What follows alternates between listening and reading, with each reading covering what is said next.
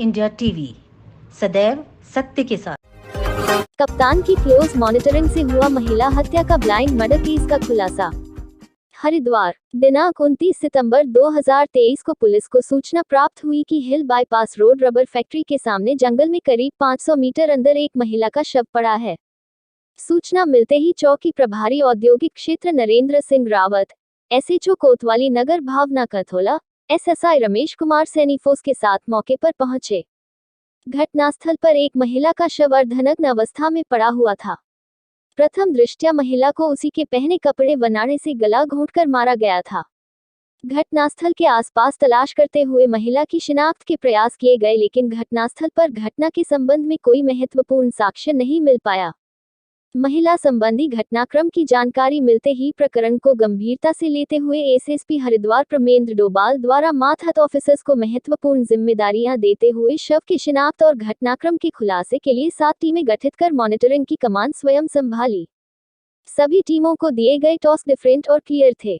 लगातार ग्राउंड में की जा रही कड़ी मेहनत और भागदौड़ के दौरान काम कर रही पुलिस टीमों ने दिन रात एक कर स्थानीय स्तर व गैर जनपद में पूछताछ एवं मालूमात के साथ ही लगभग 300 से अधिक सीसीटीवी कैमरे फुटेज चेक किए, करीब 500 से अधिक लोगों से पूछताछ की, 400 से अधिक संदिग्ध मोबाइल नंबरों की कॉल डिटेल निकालकर गहनतापूर्वक उनका अवलोकन किया, लगभग 200 धर्मशाला, 300 से अधिक होटलों में पूछताछ के साथ लगभग 800 रिक्शा एवं ई रिक्शा वालों से महिला के संबंध में पूछताछ की गई।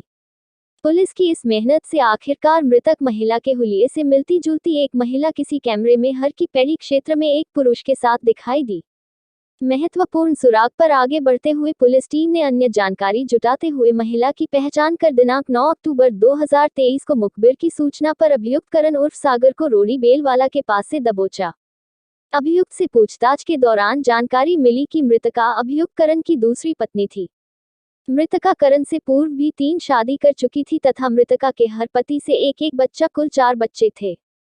अभियुक्त को पत्नी का चाल चलन पर शक था और इसे सुधारने के लिए कई बार समझाने पर भी पत्नी के हरकतों से बाज न आने पर अभियुक्त ने ये खौफनाक योजना तैयार की और दिनांक 27 सितंबर 2023 को अभियुक्त ने अपनी पत्नी को जंगल में लकड़ी लेने बहाने पैदल हर की पौड़ी से इंडस्ट्रियल एरिया के नजदीक जंगल तक लाया और उसके सलवार के नाड़े से उसका गला घोंट दिया। चीखने चिल्लाने की संभावनाओं को खत्म करने के लिए अभियुक्त ने मृतका के पहने कुर्ते से ही उसका मुंह बांधकर निर्मम हत्या कर दी। इसके बाद अभियुक्त वापस हर की पौड़ी गया और आस पड़ोस वालों को पत्नी के चोरी कर भागने की झूठी जानकारी देकर बच्चों सहित घटना के दिन अपने गांव के लिए निकल गया।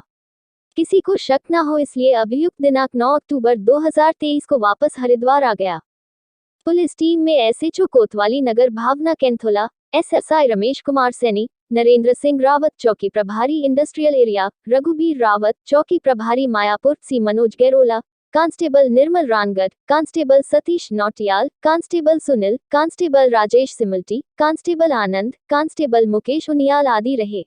29 सितंबर की हमें कोतवाली नगर है, उसके जो इंडस्ट्रियल एरिया है उसमें जंगल में करीब 500 मीटर अंदर एक डेड बॉडी प्राप्त हुई थी, सूचना मिली थी और क्योंकि वो उसकी बॉडी भी ज्ञात नहीं थी, उसका कोई पता नहीं चल पाया था और उसका गला दबा के चुन्नी से उसका मुंह दबा के और गले में उसका स्ट्रंगुलेशन था। क्योंकि मामला संगीन था इसलिए पुलिस ने तुरंत इसको संज्ञान में लेते हुए तुरंत अपनी ओर से एक अभियोग पंजीकृत किया। क्योंकि अज्ञात में मुकदमा था और कोई भी इसका वेयरअबाउट नहीं था, कोई मिसिंग भी कहीं नहीं थी। पुलिस ने इसमें लगातार बैक ट्रैक करते हुए पीछे सीसीटीवी कैमरास की लगातार मॉनिटरिंग करी तो पुलिस को करीब कुछ संदिग्ध का एक में पता लगा। उसको जब आगे पता किया उसके बारे में तो 27 की घटना का हमें पता लगा कि 27 तारीख को ये घटना की गई। इसमें जो मृतका है उसका नाम रागिनी है और ये मूलतः इलाहाबाद की रहने वाली थी और इसका जो पति है सागर उर्फ करण वो बंदा का रहने वाला था। ये इस मृतका की चौथी शादी थी और जो सागर उर्फ करण है इसने किसी बातों से इनके बीच में मतभेद हुआ और उसको ध्यान में रखते हुए इसने इसकी हत्या करी। क्योंकि दोनों ही मृतका और अभियुक्त दोनों बाहर के थे, यहाँ पर इनका कोई वेयरअबाउट नहीं था, इसलिए पुलिस को इसे पकड़ने में काफ़ी परेशानी हुई। और कोतवाली पुलिस और एसओजी ने बहुत अच्छे तरीके से इस पूरे घटनाक्रम को खुल के इस अभियोग का अनावरण सफल किया है। इसलिए इस